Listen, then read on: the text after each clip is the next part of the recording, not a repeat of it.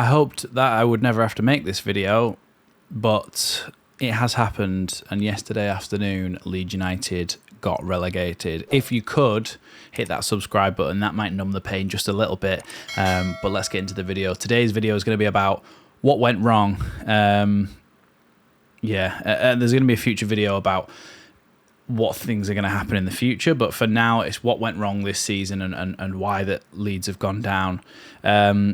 So yeah, as you'll know, we lost 4-1 to Spurs anyway. Even if we'd have won yesterday, we would have still been relegated, as Everton won their game. Leicester did as well, so we would have had no chance. But yes, we got relegated and the inquest begins now.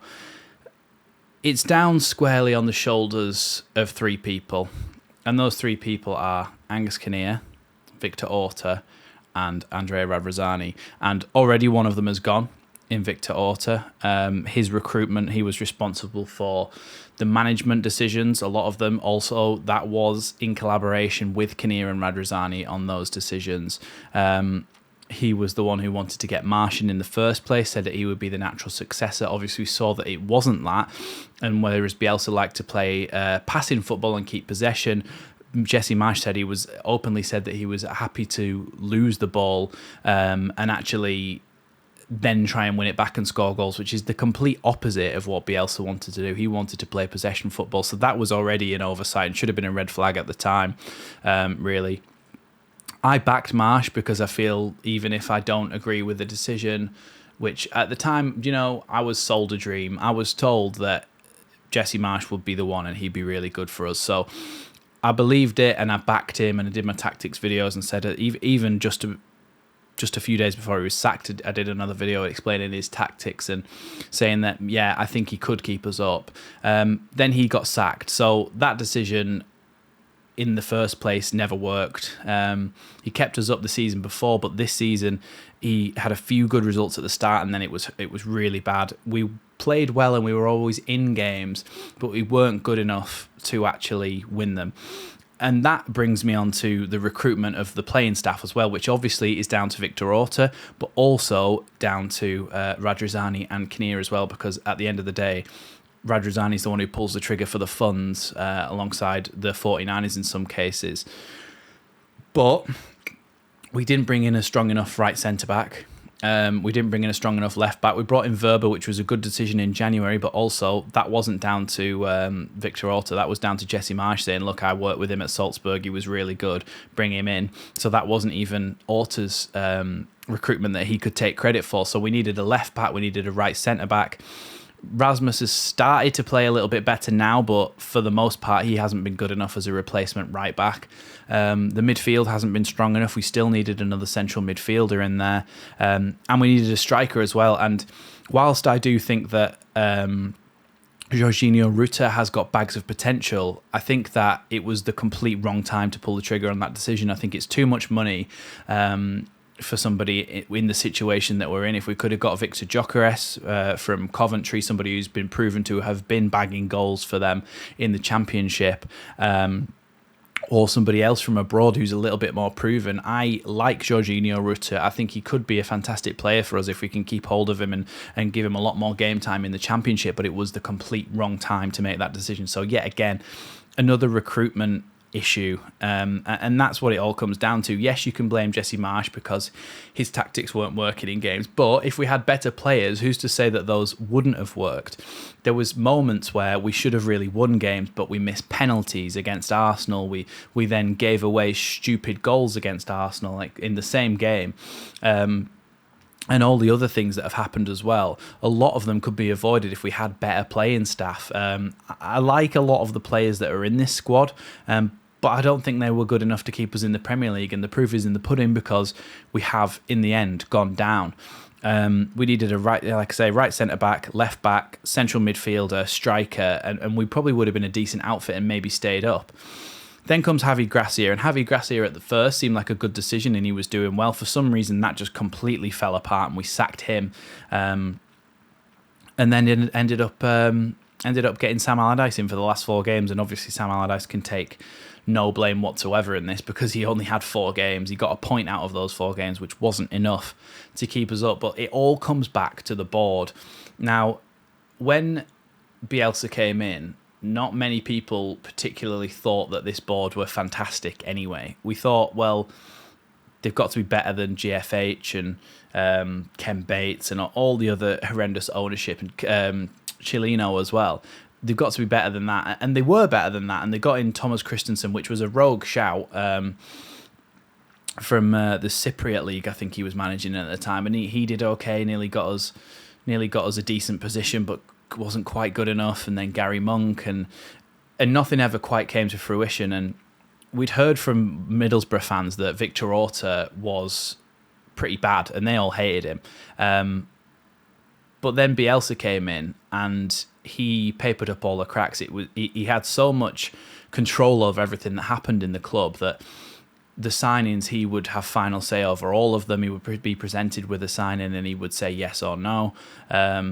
So you ended up then not getting silly signings coming in. Apart from obviously the Dan James one, which never worked out in the end. But he papered over the cracks, basically, and he was able to make it look like we were a competently run football club because Radrizzani would front the money. There wouldn't be much noise going on from behind the scenes, only Victor Orta doing his binoculars and stuff, which we all loved him for at the time. We thought, oh, he's passionate and everything. But when Bielsa then was sacked, and yes, we had the worst month defensive record in Premier League history, which, by the way, I think we've broken that again this season.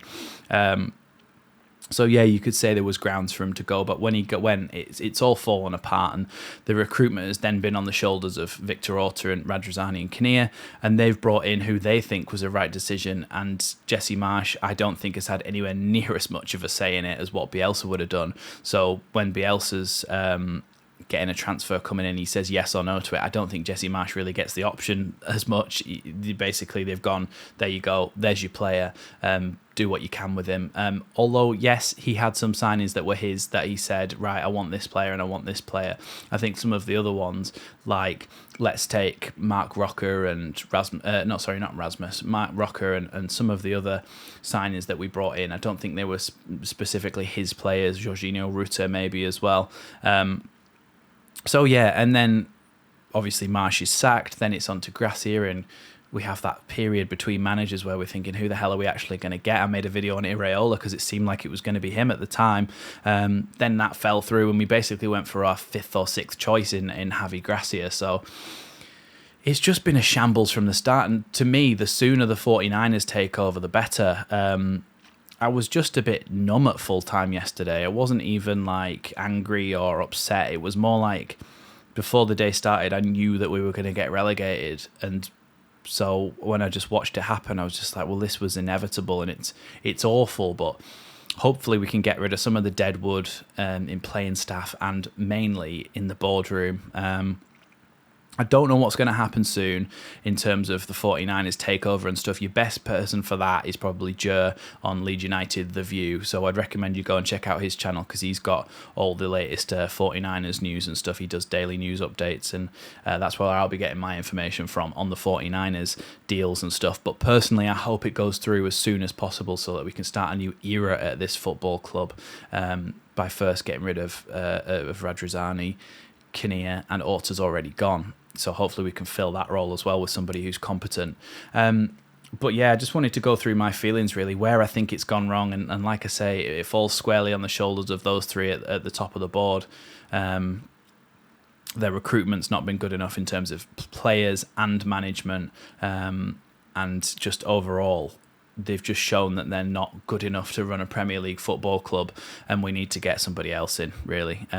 We need the 49ers money with the experience of a sporting director who really knows his stuff, and a CEO as well who can really help glue that all together. So, yeah, I just hope that this can be a big reset and a new era in the world of Leeds United, because last time we went down, we didn't have parachute payments. We were in a terrible financial position. We had to sell all of our best players, and we ended up sinking down even further into the divisions, didn't we? And 16 years it took us to get back up. So let's hope to God that that doesn't happen again. But yeah, I will be doing a video as well about the next era of Leeds United and explaining sort of the parachute payments, how they work. Somebody asked me for that in the live stream. And then talking about what sort of recruitment we should be doing going forward in terms of playing staff and all that sort of stuff. So there is going to be more content on the channel, plenty more to come. Yeah, so stick around, basically. Stick around, because Leeds United, although they've been relegated, are not down and out. We will be back. Yeah, so thanks for watching. Thanks for joining me throughout this season as well. This has been a bit of a depressing video to make, but at least we can identify what the problems are, and that's the first thing to do, because at least we then know how to fix them. So yeah, thanks for watching this one, and I'll see you next time on Leeds Lately.